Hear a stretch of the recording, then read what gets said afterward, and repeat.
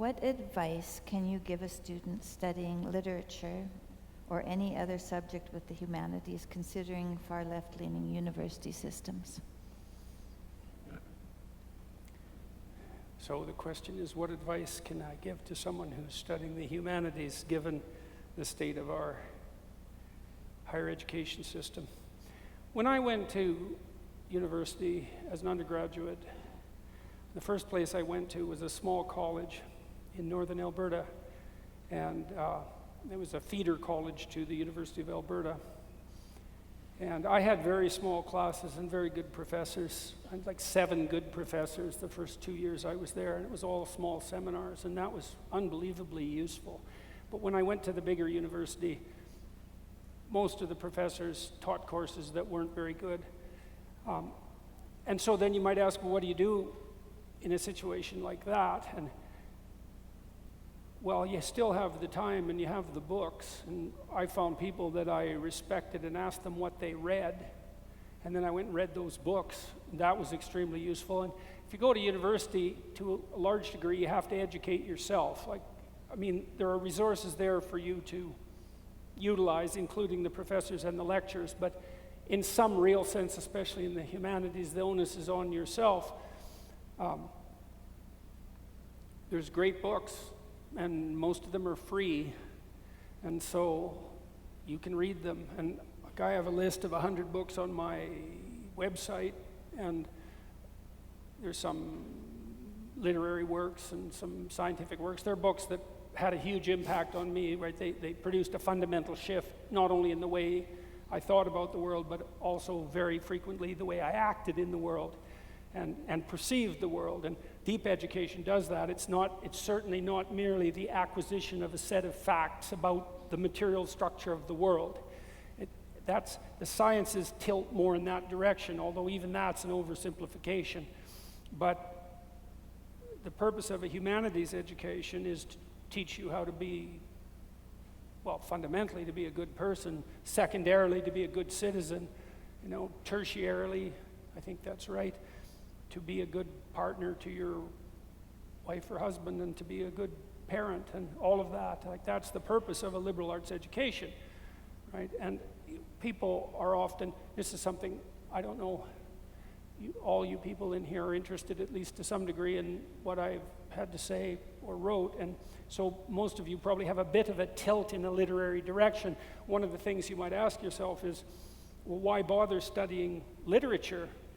And I laid out some of the answer today, is that literature abstracts out patterns of perception and behavior, and so in some sense it's more real than reality itself. And you kind of know that because when you go to a movie, all you see is what's interesting, and life isn't like that, right? There's a fair bit of tedium in life, and if you're a reasonable person to be around, when someone asks you what you're up to, you don't describe all the tedium and the repetition, you hit the high points, right? And you're engaging in a literary exercise right there.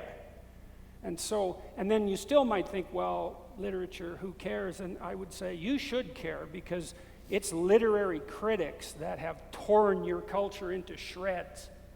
And that's really technically true, because most of the ideas that are characterized by this excessive ideological possession and this insistence that nothing but power motivates people and groups in the final analysis, that all comes out of schools of literary criticism.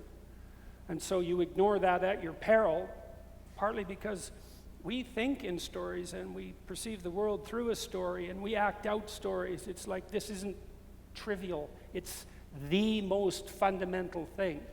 And it's very important to get this story right, and that's kind of what we were talking about today. How could you conceptualize right? Is there some fundamental ground upon which the notion of correct, right, true rests? It's not mere accordance with a set of objective facts. It's not that. It's more like the specification of a pattern of behavior that guides all of us up. It's something like that. And so you need to know that when you go to study the humanities, you're going to learn to write. Hypothetically, you're going to have to write essays.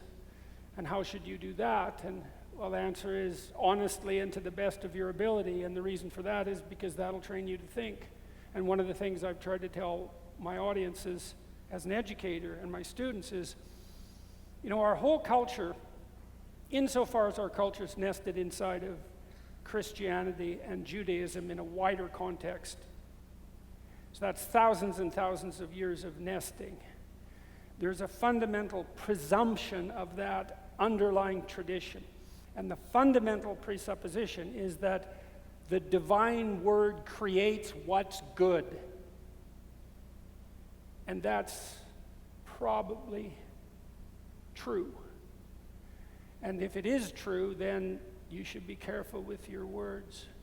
Because when you use them, you're doing one of two things. You're either creating what's good or you're doing the opposite.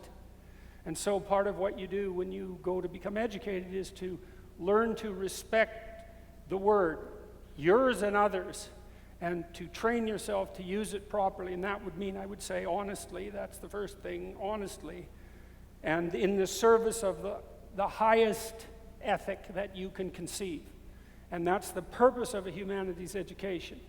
And then you can think about that practically too, because this is not impractical, quite the contrary. I know no one who hasn't been radically successful who isn't radically expert at communication. And that also means they're radically expert at thought, because mostly we think in words. And when you write, you're learning to think. And when you're using the language that you've strived to master, you are literally generating the present and the past out of the future in the direction you're aiming at. That's what you're doing. That's what consciousness does.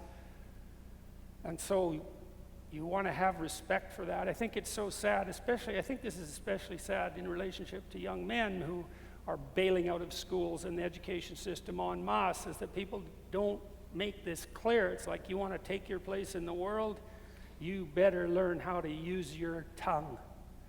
So, and to construe it in terms of radical competence, productivity, generosity, all of that, like nobility, I can't understand why we've forgotten that. Maybe we never knew it explicitly, right? But we shouldn't have forgotten it, because I know nothing that's more true than that. So.